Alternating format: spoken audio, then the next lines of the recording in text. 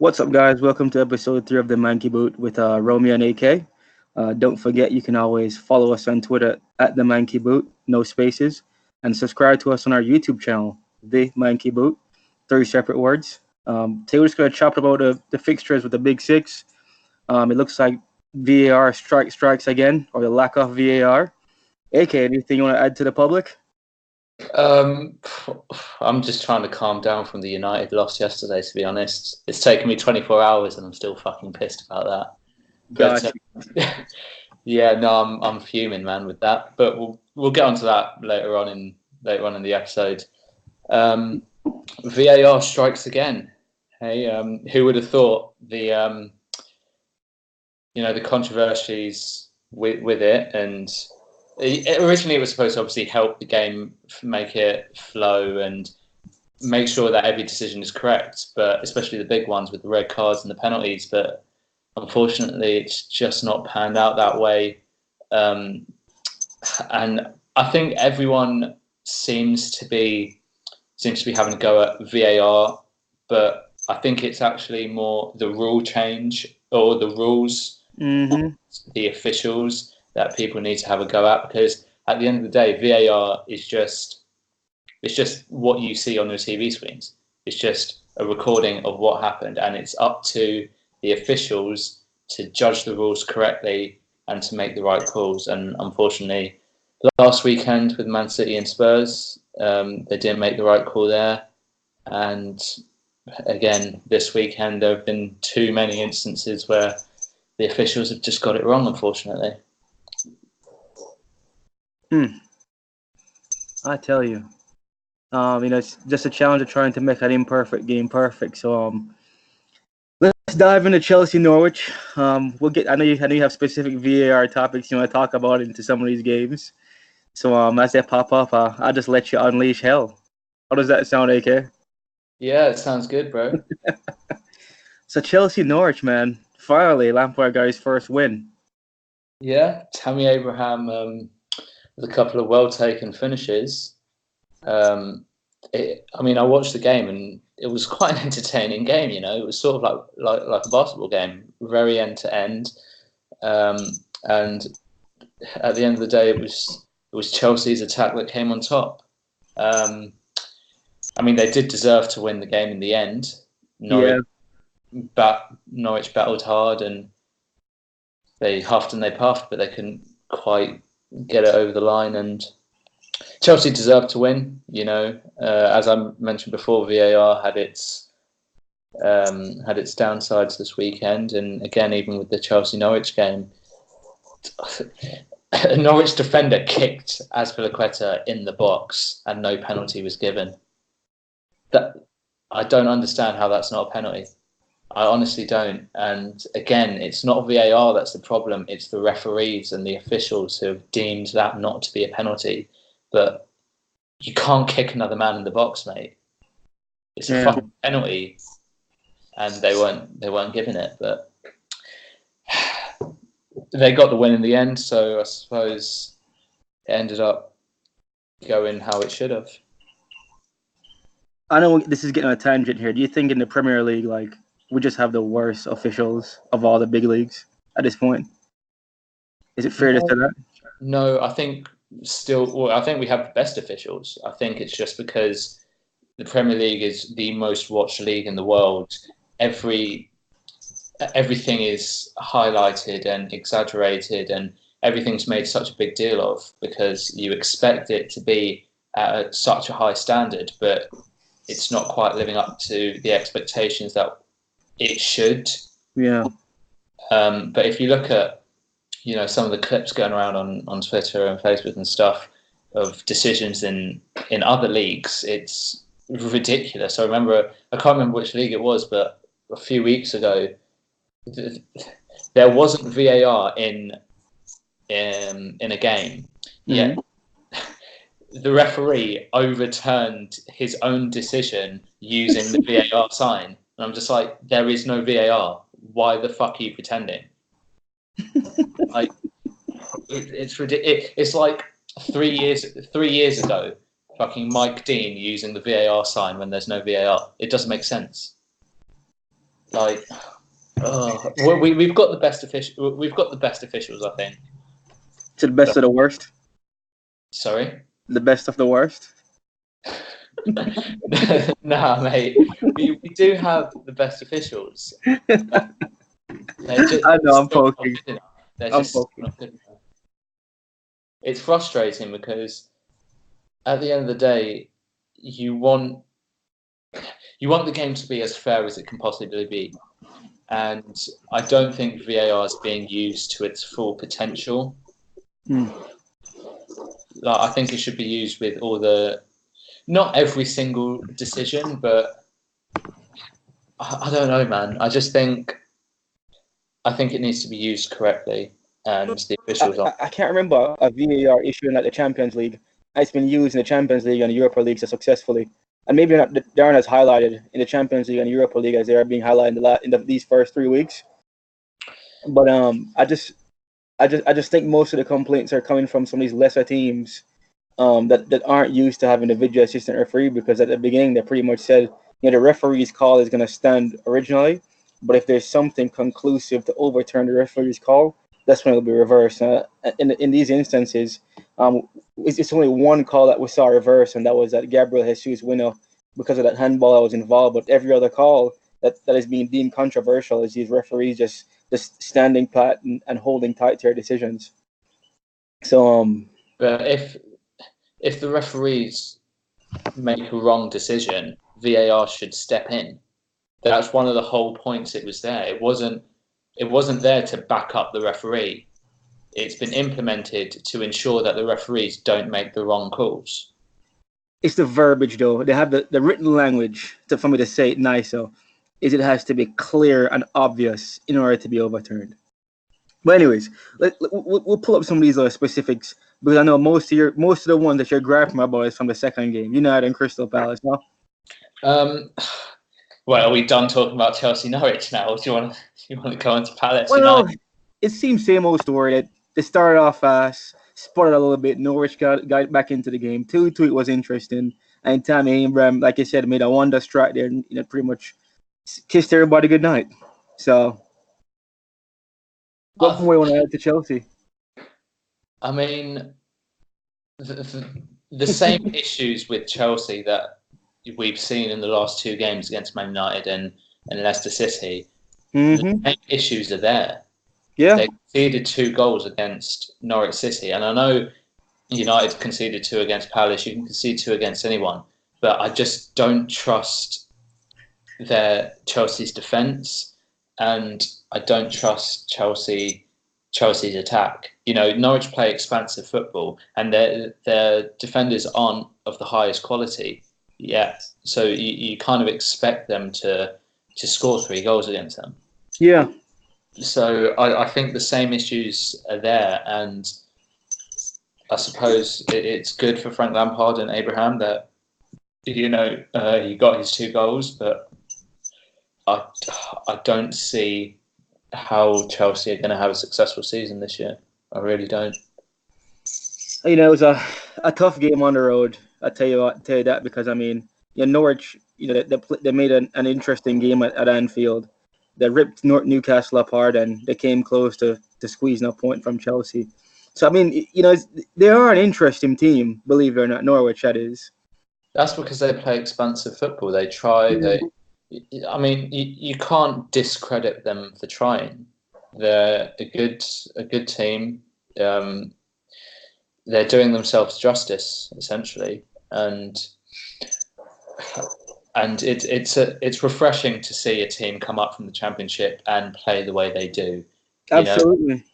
I'd rather, if I was a fan of a lesser team, I'd rather come up to the Premier League and play like Norwich do, play like Bournemouth do, instead of a team like Newcastle or Crystal Palace or potentially Burnley as well. I was waiting for you to say Burnley. I was waiting for it. It must not be nice as a supporter to see your team play that style of football. I'm currently learning how to drive, and my driving instructor is a Burnley fan, and even he says that obviously he would like to see Burnley play better football, but he knows that they're a small club and that they're lucky to be in the Premier League. And Sean Dyche is doing the best he can, which is fair enough. But deep down inside you do want to. I'm pretty sure most Burnley fans would prefer to see their team play the way Norwich do. Yeah, but it boils down to the manager. It boils down to the players that have at disposal and ability. So, Norwich is a different breed, and we hope they can continue this exciting brand of football. And to be honest, I'd like to see them stay this year. I wouldn't if they play this type of football. I'd like to see them not get relegated. Rather, who are the three that you tipped to go down again? I think it was Norwich, Aston Villa, and Southampton. Okay, I think so. I think I said Sheffield United. Sheffield, that's it. I forgot them. My bad. You forgot Sheffield. I think I said Sheffield United, Brighton, and I think I also said either Southampton or Newcastle. I got it pulled up here. I had Southampton, Norwich, and Sheffield going down. Interesting. Do you want to make any early changes to that? No, I can't amend it. It won't be fair. If I tell you what, if I make any changes, it'll probably be after game number 9. That's when I kind of see patterns and stuff from teams, certain behaviors that I can hold them accountable to. That's how I typically see it. Yeah, I think it's an old adage, isn't it? An old saying that you should never look at the Premier League table, before the first 7, 8, 9 games, because it's way too early to judge. But yeah, no, I think Norwich. I'm pretty sure I had Norwich staying up, but I mean, I hope they do stay up because they're a testament to the league, and I mean, I like watching them, to be honest. I really enjoyed that game yesterday against Chelsea. I agree with you. Yeah. So moving on, you ready to get raging mad? No. Do I have to? I've just calmed down, mate. It's been 20. How many hours has it been? It's been about 28 hours, and I'm just starting to calm down. And then here I am about to open all wounds. United at home, Old Trafford, Crystal Palace. It had all the makings for an ass ripping, pretty much, for Crystal Palace. You stole one of their better players, like a thief in the night, and they came into Old Trafford and just stole some points right back from you. Yeah, all the signs pointed towards a comfortable United win. Yeah. So go on. Before you comment, go on. Where do I start, Ryan? Where the fuck do I start? Right, okay, let's start before the game even kicked off. Oh, God. Just fuck off, don't laugh, all right? I don't think the team selection was right from Solskjaer. I think that being said, our team is still good enough to beat Crystal Palace. We played better than them. Solskjaer's tactics should have worked, but they didn't. But he definitely could have done stuff to increase the likelihood of us breaking them down, because we knew they were going to sit with 2 banks of 4 and then leave Ayew and Zaha up there for the counter. Yep, for the freedom. Yep. Everyone, you could put your house on that being Crystal Palace's and Roy Hodgson's tactics. And Solskjaer, I think he knew what Palace would do, but he didn't choose the correct players to exploit their defence. Who are you concerned about specifically player-wise? I'm curious. Specifically, Daniel James. And I know that's ironic, seeing as he's the one that scored the goal for us. But I feel like, listen, Martial, Rashford, Lingard and James, those were off attacking 4.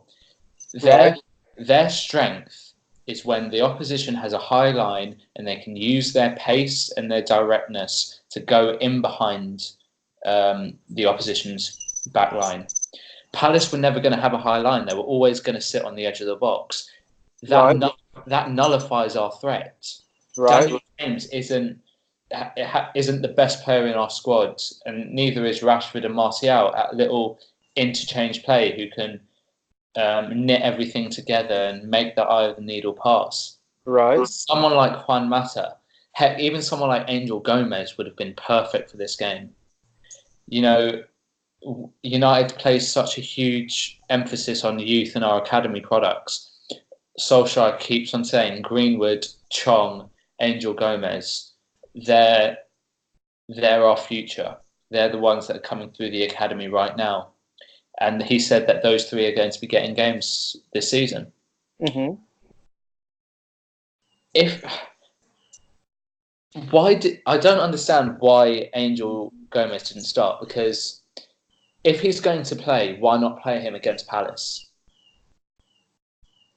That is the perfect game to use his strengths, because he's not particularly quick. He's not strong. He's not direct. Mm-hmm. But if you're going to play him, why not against Palace? That's the perfect game to introduce him into. Who else are you going to play him against? Here's why. Let me help you out there. I think what he meant was, with all the competitions that you're involved in the Premier League, like you have the Carabao Cup, and then you have the FA Cup. He's going to use those two competitions to kind of give them that first team action against some high competition. Albeit a few inferior trophies.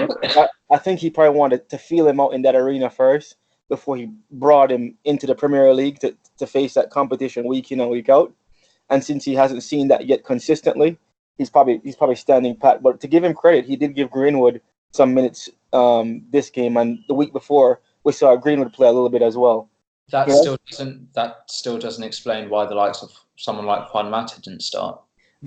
I'm with you there, because I just don't get how you can constantly leave this man on the bench for a game like that, especially. Juan Mata is unlocking a deep and tight defence like Crystal Palace's. He's not going to be. Juan Mata would never have been effective in a game like against Chelsea, where it's sort of end to end. Chelsea will have a high line. Juan Mata isn't the best player to play against the top teams. The reason why the best teams to play Mata against is the so-called lesser teams, the likes of Newcastle, Burnley, Crystal Palace, etc., Southampton. Those are the teams we need a little bit of creativity. And I think Solskjaer got his tactics wrong in terms of personnel, but also in terms of where Pogba was on the pitch and where McTominay was on the pitch. We all know Palace are going to have 10 men behind the ball. There's no doubt about that. Right. We don't need Pogba and McTominay playing in the number 6 position, both being deep in front of the defence. Right. There's no point Pogba picking up the ball from the centre-backs in his own half. We need him in this specific game. We needed him further up the pitch. That goal that he assisted for Rashford against Chelsea, he picked the ball up deep and he pinged a 40, 50-yard pass over the defence into Rashford's feet on the counter, and United scored. He couldn't do that against Palace because they're so deep. What we needed is for him to be further up the pitch, because he can thread that eye of the needle pass. He can create, but he was too deep to be able to do that. Do you think that'll be asked? Sorry? McTominay to cover the back line? Sorry, I didn't hear you, mate. Do you think it'd be asking too much of McTominay to cover the back line? Not against Palace. Okay. In a big game, yeah, he's he needs some protection when the opposition's going to attack and be on the front foot and push us back. Yeah, of course, McTominay needs protection, but it's against Palace where we had 70% of the more than 70% possession. We needed some creativity. Oh my god, I'm starting to get angry again, mate. Go ahead, get into. You haven't even got into VAR and you're already angry. Go. That's a scary part, AK. You haven't even gotten to the penalties and all that, and you're already angry. Yeah. Go on, let it all out, man. I Let it refuse. all out. I refuse. No, no, no, no, no. I mean, the people aren't stupid. They know that Martial was pulled down to the ground, and United should have been giving another penalty. Dude, it hurt. Where It should I hurt start with? so much. But I mean, these games happen. The only saving grace I can have is that in all three games that we've played, we've been the better team, and we have created enough chances to win that game. On this specific day, we weren't clinical enough. We didn't. We created enough chances to win, but that was still not enough chances for our liking. And hopefully, Solskjaer has learned from his mistake. And we go again. You know, these, as I said, these games happen. You know, we can have off days when VAR doesn't help us, the ref doesn't help us. But it is what it is, and you can't do anything about that. So the only saving grace is that we played very well, just not well enough. Yesterday was set up to be like one of those early points in the season for me to literally just rip United apart. And for some reason, I just don't have the urge to do it today, AK. There's so many things I could point to.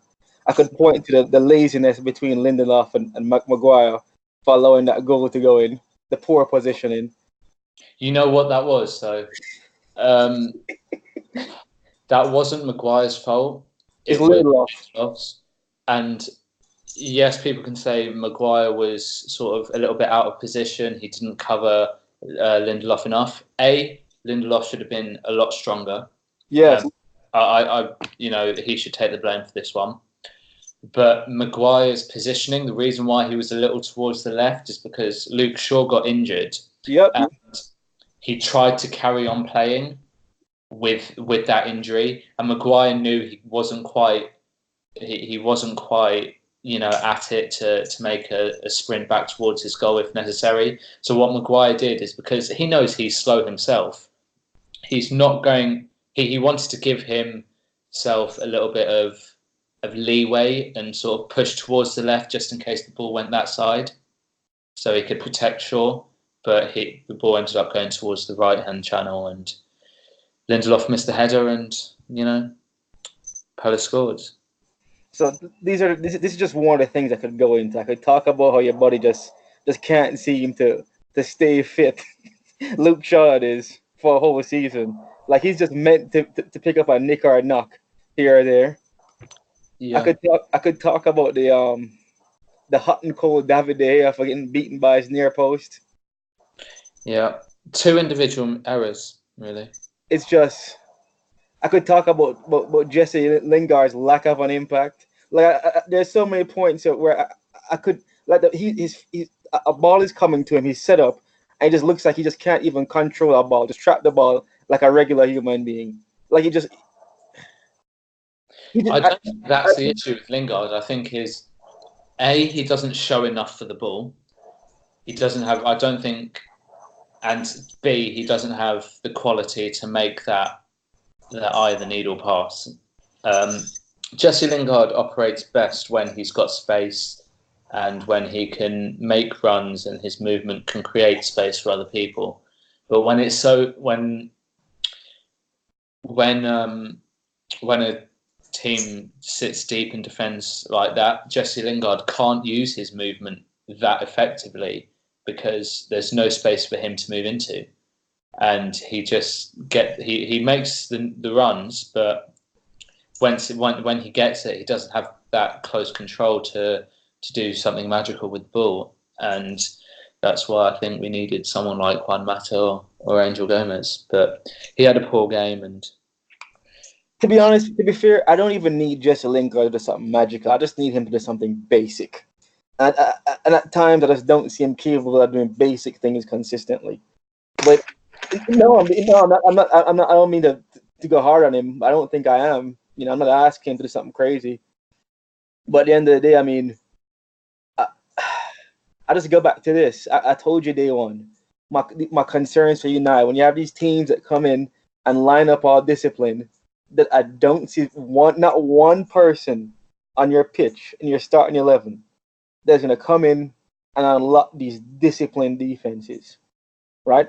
And the lack of leadership on that pitch, it's so glaring. I mean, here we have another penalty controversy, right? Last week it was Pogba saying he gets his penalty saved, and Rashford does what the world wants him to claim the ball, and he's just unlucky that it hits the inside of the post and misses.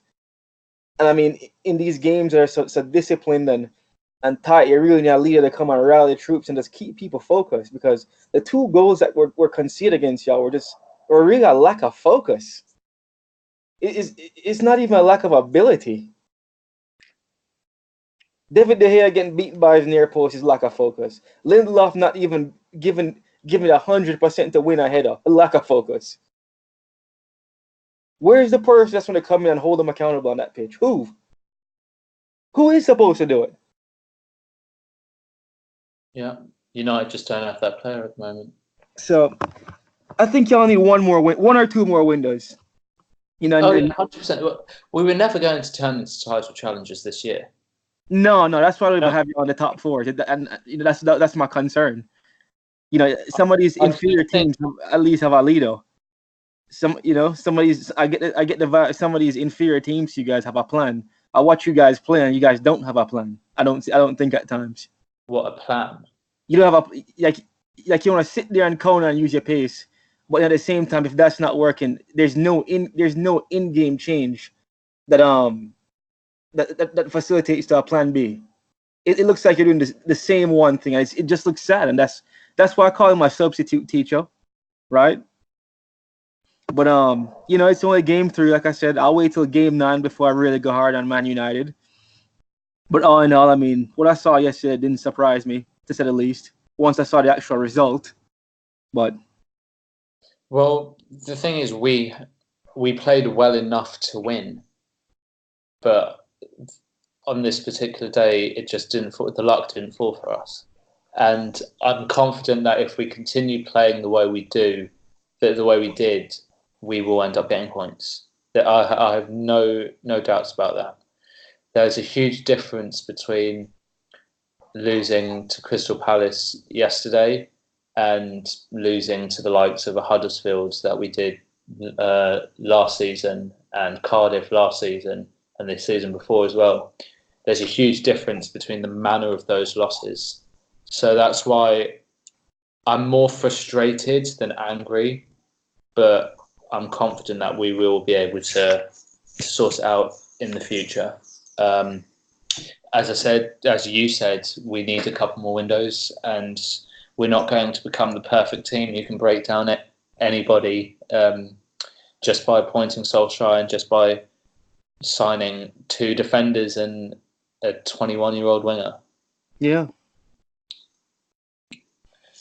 But we'll move into what many people are looking forward to be the game of the weekend. Liverpool and Arsenal. Yeah. 3-1 comfortable win. First half, Arsenal looked scary. They had their chances. That there's another error there by Adrian, but he wouldn't be a Liverpool goalkeeper if he didn't have a couple errors in him. You know what this game reminded me of? What do it remind you of? The Manchester derby last year at Old Trafford. United lost. Yeah. United were on a. United. I was rooting for you. Against City last season in the derby. United did the best that they can. They tried and they huffed and they puffed, but Man City were just far superior to United. It's similar to what happened yesterday with Liverpool and Arsenal. Arsenal, their game plan was to sit back and counter. Yeah. They tried to do that to the best of their ability, but at the end of the day, what shone through was Liverpool's class, and the fact that Liverpool was so many levels above Arsenal. In previous years, when Arsenal had been thrashed by Liverpool, you could say, "Oh, Arsenal didn't look like they were even trying. They looked lazy, Yeah, yeah. etc." You couldn't say that about Arsenal yesterday. They tried the best they can, and ultimately, the difference in quality caught up with them, and they weren't able to sustain the pressing. I remember after about 55, 60 minutes, Ceballos made a recovery run. Mm-hmm. He looked absolutely shattered. Yeah. He was barely sprinting back, and you could tell Arsenal just don't have the stamina or the quality to be able to keep up to Emery's game plan, and Liverpool ended up running away with it in the second half because they're just far superior to Arsenal. I think Ceballos came off early too, didn't he? Maybe like 60 minutes or something like that. Yeah, because Yeah, he was shattered. yeah, he didn't last long. I mean, but you're right. The golfing class when I saw yesterday, it was a scary good feeling for me. No, I'm serious. What's for you? No, I'm so serious. I'm being objective. Like, I thought maybe I could see a 2-1, a 1-0, but the way we just ripped them apart, it was men against boys, man. And you're right. You could see they were trying their hardest. They had a game plan. They were sitting there just letting us ping all kind of wall crosses in there, which were choppy in the beginning, by the way. Our crossing wasn't that great by both guys. And then that corner kick there, dead ball, no pressure, perfect pass. Matip of all people just, pushed us through, and a penalty by David Luiz. And then one of the greatest runs I've ever seen a Liverpool jersey.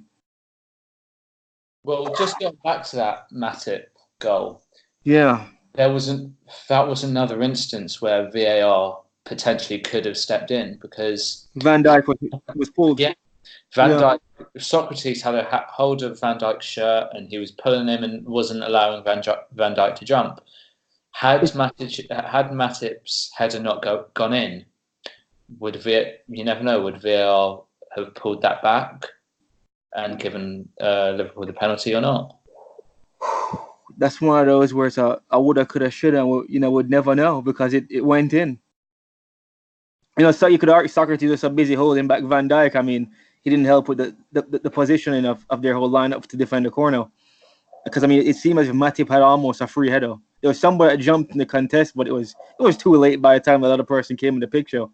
That's what happens when you've got a threat as big as Van Dijk does. So you're so fixated on Van Dijk, and because you know the aerial ability of him, and you know the fact that he can pop up and score goals from corners, that the whole Arsenal defence was so fixated on him that they left Matip alone. Yeah. And that's what happens when you've got someone like Van Dijk. We all know his quality defensively, but even in the opposition box, he's just such a big presence and a menace. He distracts the opposition defenders and allows Matip to get a free header, essentially. Yeah. So, I know. What did you think of David Luiz? I believe. Sorry, Burnley. My bad. We're going to Burnley. Sorry? That's always a fun game. I see our next game is against Burnley next week, and that's always a fun game. Yeah, I think you'll have too much for them, to be honest. So, but then we have the game of the week next week. Arsenal against Spurs. Yeah. Just I think the Premier League is doing such a good job. In these first 4 weeks, just giving us some great head-to-head competition between the big six. I mean, first week, who we got? Chelsea, United. Second week, Man City, Spurs. This week, Arsenal, Pool. Next week, Arsenal, Spurs. I mean, I'm really happy with the fixtures, I must say. Yeah, having a big game every weekend certainly helps. But what I wanted to ask you about was David Luiz. He was at fault for your second and third goal, I believe. Yeah. The thing is, all right, second goal, right? He was beaten because Mo Salah timed his run to get that tap in to perfection, right? Looked over his back shoulder. Was the second one was the penalty, wasn't it? Right. The second was a penalty. So he looked over his shoulder, beat the line. And right as he's about to tap in, David Luiz pulls him back, right? To give us that penalty. It's something that referee saw in VAR, went back to confirm it. And Mo Salah took that penalty with such conviction. I mean, I can give him some serious blame there. But again, he wasn't good. He was not going to stop him. He was gonna get left behind right then and there. So he thought, you know what, let me just probably pull him back a little bit. Maybe if I missed, it would have been 1-0 still. You know, it really only matters because Salah scored the penalty at the end of the day. If he missed the penalty, we wouldn't be talking about it. I think your audio cut out a little bit, mate. Oh, for real? Yeah, just. I was saying, it really only matters because, you know, Salah made the penalty. If he missed the penalty, we would have probably said that was a smart defensive veteran play there by David Luiz after realizing he was beaten by Mohamed Salah's pace. I think that was lazy defending. What did you want him to do? It happens every week, by the way. Yeah, I know, but he listen, defenders do this all the time. Yeah. Laporte did it earlier on today against, I think, Callum Wilson it was. You know, but someone as experienced as David Luiz, you need to know there's a time and a place. And he made it so obvious that, you know, the ref couldn't do anything but give the penalty. I'll give you that. He wasn't slick about it. He wasn't. He wasn't, no. No, he wasn't slick. That's what I was sort of alluding to. I think it was in the first episode. David Luiz isn't the guy to solve Arsenal's defensive problems. He's an improvement on what they had, but he's not the guy to solve it. And you saw he was at fault for the penalty, and for the third goal, I think that's where you need an experienced defender to say, I'm not going to go and charge and try and nick the ball ahead of Salah because he's too quick for me. And once he gets that ball, he's gone because I'm not quick enough to catch him. What Van Dijk does and what the top defenders do in the world is they realise who they're playing against and they know the opponent's strengths. David Luiz knows Mo Salah is rapid. So what he should have done is, you know, dropped off a couple of yards, give him some time and space, slow Salah down, slow Salah down so that, you know, his other defenders can get back into shape and they can try and stop the counter and stop the attack. But he didn't. He dived in, he jumped in, Salah got in front of him, and once he's away, there's no one catching him. This is my concern with what you just said. All right, and I'll re-emphasize it's just a concern. Arsenal are not playing without their starting wingbacks between Bellerin and Tierney, right? Yeah. So I mean, David Luiz isn't the only piece that was meant to fix Arsenal defense. He's a component. All right, he's supposed to be a complement to Socrates instead of Rob Holding or whoever it was that was failing miserably. I think it was Mustafi. But at the end of the day, I mean, you said some of these top class defenders. I mean, Van Dijk. I mean, you can't compare Van Dijk with David Luiz. You can't compare Koulibaly with David Luiz. I get what you're trying to say, but at the end of the day, I mean, when you realize what is next to you, with regards to your wing backs at least, you don't. If I'm David Luiz, I would not feel confident in the abilities in Nacho Monreal and who's the other guy? Is it Maitland-Niles or whatever? What is that guy's name? Yeah, Ainsley Maitland-Niles. Yeah, and Maitland-Niles to do their job to hold down or slow down a Liverpool attack. I'm going to have to take matters in my own hands, and I think that's what he genuinely tried to do that. I mean, would you feel comfortable with that? He didn't try to take him out at all. No, he tried to take matters into his own hands by making a play. He tried to beat him to the ball. Well, that's where you need experience to say, hang on a minute, I'm not going to get here. I'm going to protect my goal and drop off. The greatest centre-back I've ever seen in my life was Paolo Maldini. And he said that as soon as I know I have to make a tackle, that means I've already made a mistake. That's why he doesn't like tackling. Paolo Maldini was the king at defending without tackling, shepherding the opposition attackers, you know, out wide to ensure that they can't get a shot on goal. David Luiz should have done that. I understand, but the thing is, you know, if you have the opportunity to pick up a David Luiz for 20 million, right? And you're not comfortable in the centre backs that you already have. It wasn't 20, it was 8. I beg your pardon? It was 8 million. They bought David Luiz for 8 million, you said? Yeah. I thought it was okay. Well, if you have the opportunity to buy David Luiz for 8 million to add a little depth when you're not comfortable with Rob Holding and Mustafi started next to Socrates. I mean, at the end of the day, I mean, I think most teams would go ahead and take that bargain. You know, you bought him for 8 million. You didn't buy him for 80 or 108 million. You know, he's Yeah. not meant to be I'm not, the end all be all. It's I'm not just saying it wasn't an effective buy. I'm saying that it's not, I don't think it will be good enough to rectify or even to help rectify Arsenal's defensive issues completely. let me ask you something. What is Liverpool's defense without Robertson and Trent Alexander-Arnold starting? Do you think they'll be as effective? I mean, they were effective last season when Trent was out for a little while. Well, both at the same time out because Robertson was available. If both Trent and Robertson are gone, right? What is that defense going to look like? It's not good. However, what would Van Dijk have done? Well, that's Van Dijk.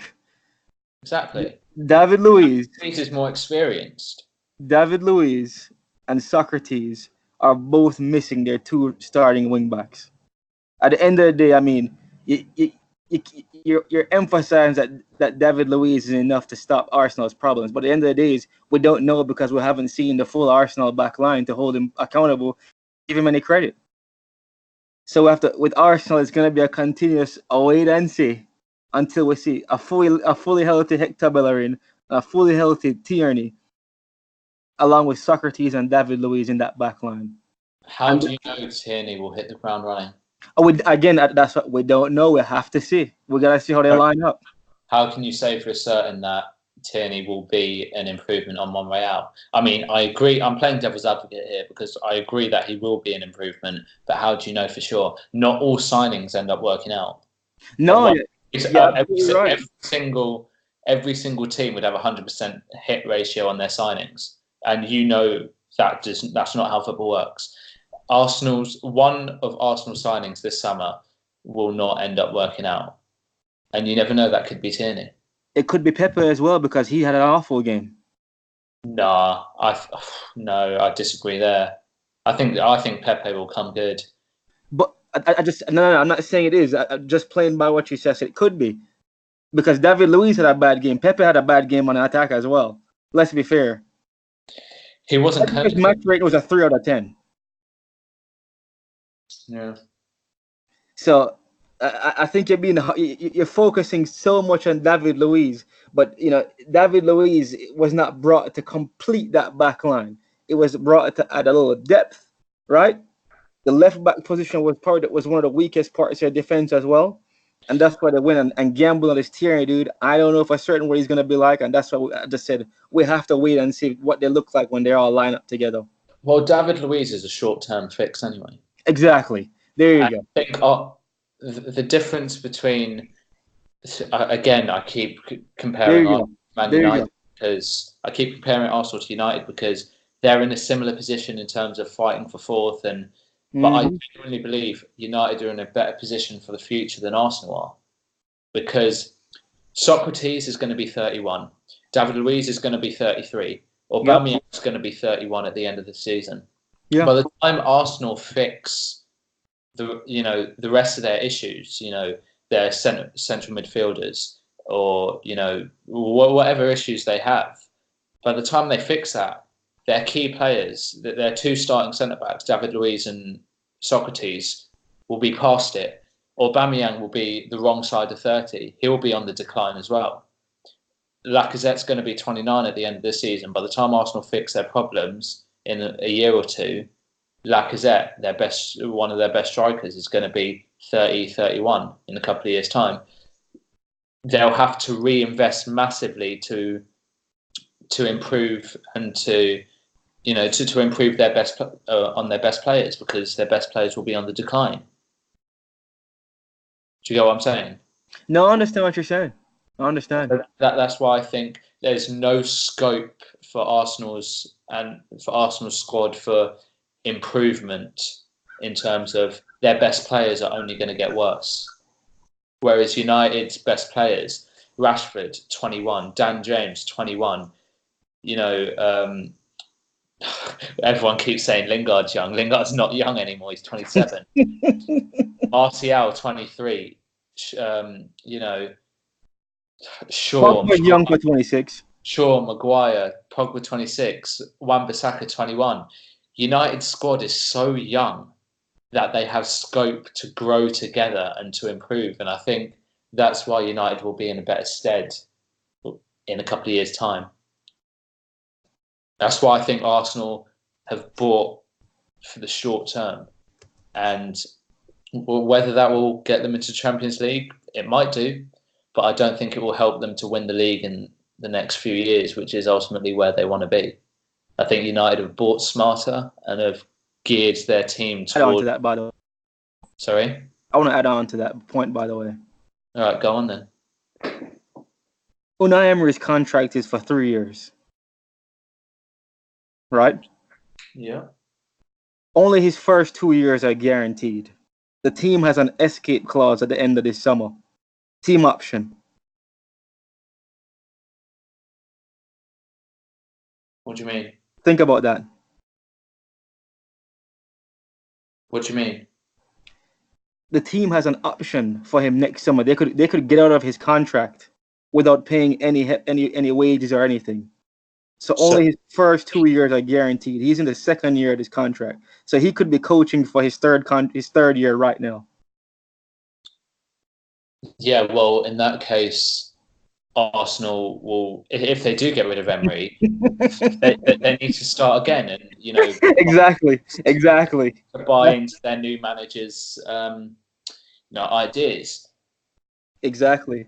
That's all I want to add on there. Then Loki might be in a heap of trouble. A heap. Potentially. I mean, that's what I said. I don't see Arsenal challenging for a league for at least 5 years, whereas United potentially in 2 or 3 years' time, I could see it. We'll see. That's the thing. Like Liverpool's squad and Man City's squad are all in their prime, and even young players as well, like Trent. How old is Robertson? About 24. Yeah, Robertson, Trent are so young. But the likes of Firmino, Salah and Mane, they're all in their prime. They're good for another couple of years. Whereas United's team won't reach their prime for at least a few years. So because football is cyclical, Liverpool were the dominant team in the 70s and 80s. United came into the 90s and noughties. Now it's time potentially for City to dominate. Don't forget Chelsea in the 2000s too. To Chelsea as well for a handful of years under Mourinho. Football's cyclical, and as soon as Liverpool's best players, get on a bit and get older, another new team with younger players entering their prime will win a league. You never know. That could be the likes of United. That even could be Chelsea. I'm saying that they're not good enough for this season, and I don't think they are. But in a handful of years, their team could be very, very good with the young players that they've got. Loftus-Cheek, Hudson-Odoi, Mason Mount, Christian Pulisic. All of them are 21 or below. So Chelsea have a good scope for improvement in their team as well. So you never know. So I guess we'll dive into the good old City of Bournemouth. And from what I saw, it happened to be a really interesting game. End-to-end action from both teams. Both teams had their chances to take this game over, but I think this has become a recurring theme now. City just was the more clinical and ended up on top. City remind me of the German national team in terms of sort of under Jurgen Low. What year was it that they When you won the World Cup? Well, even before when they won the World Cup in 2014, didn't they? But even before that, for a few years, they were just so methodical and so workmanlike, and the way the German national team set up, it was like clockwork. Everyone knew their individual roles, and City remind me of that in some ways because the patterns of play are so consistent. Pep has drilled his team that they could play football in their sleep. They know exactly what they're doing. I think so.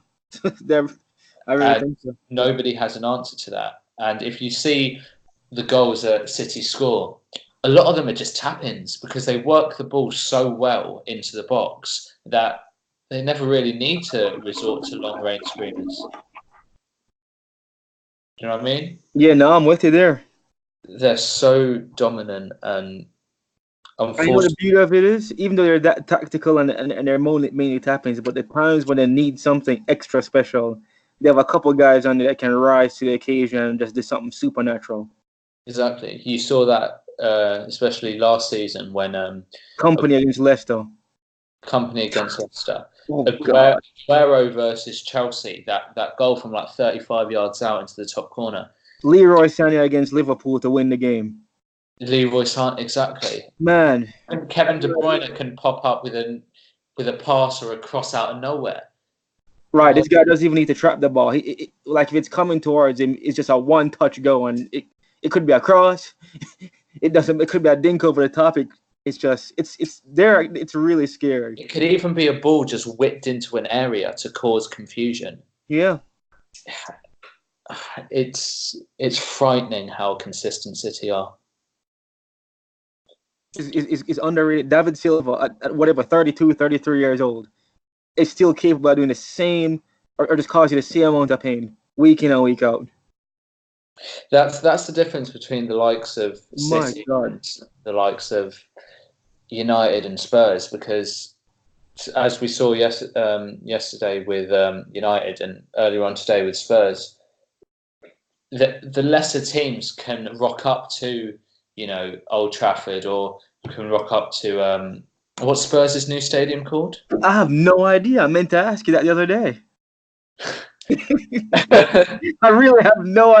Let's call it White Hart Lane too, for lack of a better term. It's called the Tottenham Hotspur Stadium, right? Oh, that's boring. That's a bit of a shit name. Yeah. Right. So, so people can, the lesser teams can rock up to Old Trafford or the Spurs ground or even the Emirates and grind out a win or shock the bigger teams. That won't happen against City. Mm-hmm. Well, it's very unlikely to happen against City. I mean, they did lose 4 times last season, but it's like clockwork. Honestly, they're so good, and it pains me to say that. Yeah. I tell you what, if I was supposed to go anywhere else to play football as a Liverpool fan, right? Nowhere scares me more than Etihad for some reason. Not Camp Nou at Barcelona, not the Bernabeu for Real Madrid, not Old Trafford, but it's something about Etihad.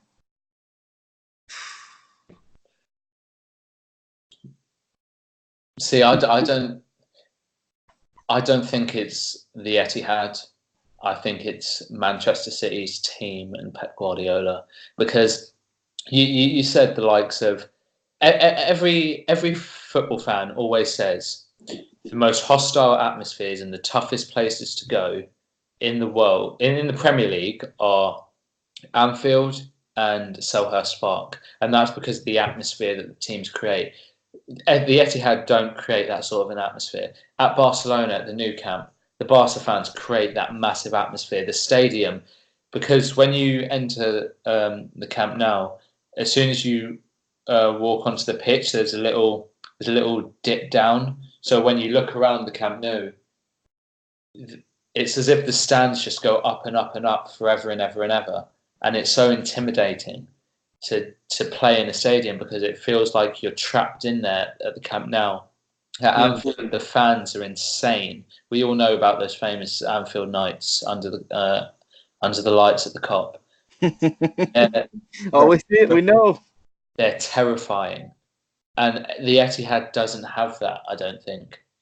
I think what makes it troublesome to go to the Etihad is because simply they have to face Man City and Guardiola. That's it. I don't think it's the atmosphere. I think it's, like I said, it's gonna be a recurring theme. Man City wins again this week, so I'm curious to know where else they're gonna drop some more points at. To tell you the truth, this season. Well, City lost to Palace last year. They could lose to a team like that again. Yeah, it'll be an interesting campaign for sure. I mean, I still think it will be another season where Liverpool and City dominate, because people say Spurs could potentially, but I don't see it. I know we're gonna dive right into them. No, I mean, Yeah. from what I saw, I saw at one point on the pitch. I don't know how they did this. They had Lo Celso, Son, Lucas Moura, Christian Eriksen, and Harry Kane on at the same time. Well, they were throwing the kitchen sink at it. Yeah, I know. Like, my God, they still couldn't. They still couldn't. Couldn't break them down. Well, once again, this is another game where VAR had an ugly turn. Did you see that on Harry Kane? I saw it, but again, it's the same thing. If the referee makes a decision, the only way VAR is going to turn it over if they find something clear and obvious. That's the thing, and without it being clear and obvious, they're not going to reverse the referee's decision. The VAR is not meant to convince the referee to second guess himself, and it was well established at the beginning of the season before the ball even kicked off. So, I think out of the three incidents this weekend, the Chelsea one where the Norwich player kicked Azpilicueta, yeah, the Martial one where the defender dragged him down, and the Harry Kane one today, I think the Spurs one was probably the least likely to be a penalty. Yeah, exactly. It was deemed soft. Out of the three, I think Chelsea should and United should have definitely been awarded penalties, but I don't think that Spurs one. I think it still was a penalty, but less. It's not enough. It's not enough to overturn it. Yeah. I mean, for United didn't even go to VAR because he got the shot off at the end of the day. If he went down and didn't get that shot off, it would have been a penalty easily. So any ref would have called that. Hell, I mean, shoot. Martial got punished for trying to play on. Yeah. Right. Because the thing is, had the ball scored, what would we have said? Great goal. Excellent, right? And that's the thing. Like, some of these players just need to have the IQ of knowing when to get on. Unfortunately, I mean, I'm not saying to simulate or to dive, but from the way he was getting tussled, and the way he was getting dragged on with the force, just let go. Don't try so hard, man. Let the ref make a decision, especially with VAR. I mean, that would have been overturned, I believe, had he just went down and not kicked the ball. Right. Going back to the Spurs thing. But yeah, you had them coming second, didn't you, in your predictions? Yep, I had them coming second. What made you think that? Because I looked at it and I think in attack and in midfield and their centre backs, they're much better. They're not as good as Liverpool and Spurs, but they're better than United, Arsenal, and Chelsea. But one glaring weakness I see is their right back in Kyle Walker-Peters. Getting rid of Trippier, even though he didn't have the best season last year, I think getting rid of that level of experience and quality, because Trippier is still better than Kyle Walker-Peters at the moment. I think Spurs are leaving themselves open to being punished down that side for a whole season, because I don't think he's good enough to cope. Imagine the likes of Sadio Mane going up against Kyle Walker-Peters. He would have an absolute field day. My man will lose his hair going up against Mane. He'll lose his hair, he'll go bald, he'll age 20 years, his career will be over coming up against Mane. I don't think Spurs. I mean, you saw the highlights today, didn't you? I did. And I saw maybe the last 15, 20 minutes of it. Why do you think they weren't able to break down Newcastle? Did they have chances, do you think? No, you know what? They had some they missed some really good chances. Lucas Moura missed a tap in. Harry Kane missed that. The ball was a little bit behind him, but I got Harry Kane's quality. Could have found a way to take a better shot. He missed a tap in at the end as well, if we're being fair. Son Heung-min, and forgive me, son, if I butchered your name, he had a couple of really, really, really, really close chances as well. But I just think today just wasn't the day. They just weren't that clinical. They have I don't really see a defined leader in their team as well, to tell you the truth. I mean, they have a little bit of drama surrounding them. You see this whole Christian Eriksen baggage. He didn't even start today. Prior to this contract and this potential transfer window, Christian Eriksen was a week in, week out starter. Yeah, he came on today and he created a fair few chances for them, I think. Right. So I don't know why he's forcing this Eric Lamela introduction. I mean, to me, Eric Lamela hasn't been a decent player since that first season when he came over with Spurs. I know last year he was hurt and whatnot. I mean, he's good for squad depth, but there's just no excuse as to why Eric Lamela should be starting over Christian Eriksen. I don't care about the position. You find a way to make that work. If it means you start Christian Eriksen along with Harry Kane and Son, or even Lucas Moura, I mean that would have been good enough in the beginning to give Newcastle, to run Newcastle at the beginning, especially at your home stadium. Yeah. So I think maybe Puck has a luxury of toys to choose from this season, which is something he's not used to, especially up front.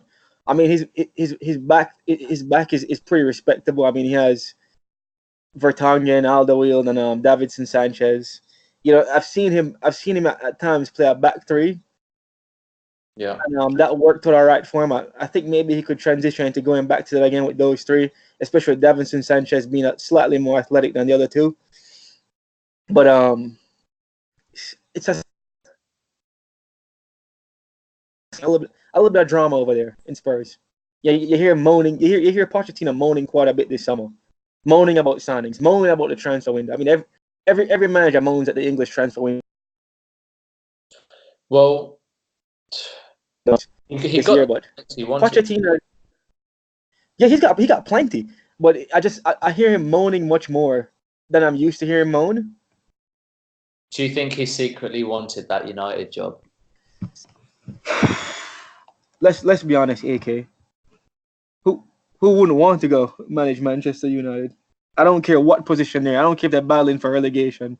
I mean, I don't care if you have two Edwards that you report to. I mean, who wouldn't want that job? Yeah, I mean, it's surprising. Do you know why Ndombele didn't? But check this out. Pochettino had options. He could have left for Man United, right, AK? Well, he could have left for Real Madrid. Today. He could have went to Real Madrid, and he could have definitely went to go to Juventus. He had three big clubs that had him really high on the short list, right? Well, Real Madrid appointed Zidane before the season ended. Pochettino was never going to leave before the end of the season because he had the opportunity to win the Champions League. Right. So Zidane was appointed before the season ended. So was Solskjaer. And Juventus, I mean, he potentially could have gone to Juventus, but he was the favourite. Sarri apparently was the favourite, yeah. It's just, I mean, if he feels like he's stuck inside of a mess, I mean, he had so many options to leave. He chose not to leave. He chose to see out. He chose to see out an ass ripper in the Champions League final. He chose to take the L. He chose to finish fourth place. I mean, right, last year. Yeah, fourth place. So, I mean, he dug his grave. Unfortunately, he's gonna have to lay in it.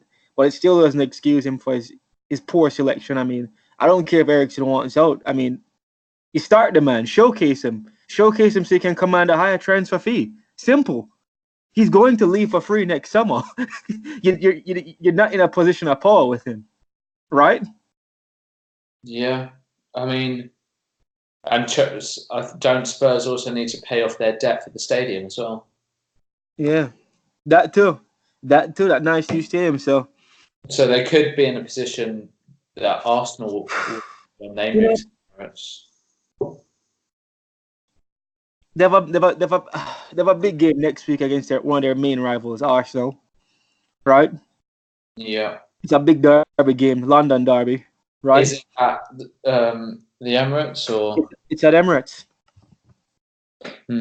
Interesting. So I think both teams need to win this game for a statement win early on. I mean, a draw wouldn't hurt. A draw wouldn't hurt. I'll admit that. But I mean, I'd be happy with a draw in that game personally. I bet you would. Either a draw or a Spurs win. I think I'll be happy with those two. I mean, if we take a quick glance at the live table right now, right? No, we're not looking at the table. No, it's too early. Points wise. No. So Arsenal are on 6, Spurs are on 4, United are on 4 as well. City's on 7, right? I know you want the draw, so if you win, Arsenal are in 3rd. Yeah, they are. I'm just talking about points wise right now. I don't care about the positioning. Just points. Yeah, Arsenal on 6 points. Yeah, so that's Arsenal 6 points, United 4 points, Spurs 4 points, right? Yeah. And it's actually quite a few teams right now with 4 points. Only one team hasn't gotten any points, and it's Watford. It's crazy. Early on, with so many, bagging points early. I mean, I don't think Tottenham or Arsenal can afford to escape next week's clash with 0 points. You need it's a not only is it a London derby, it's a top 6 rival. You need a statement win ASAP. Yeah. I know it'll be interesting next week.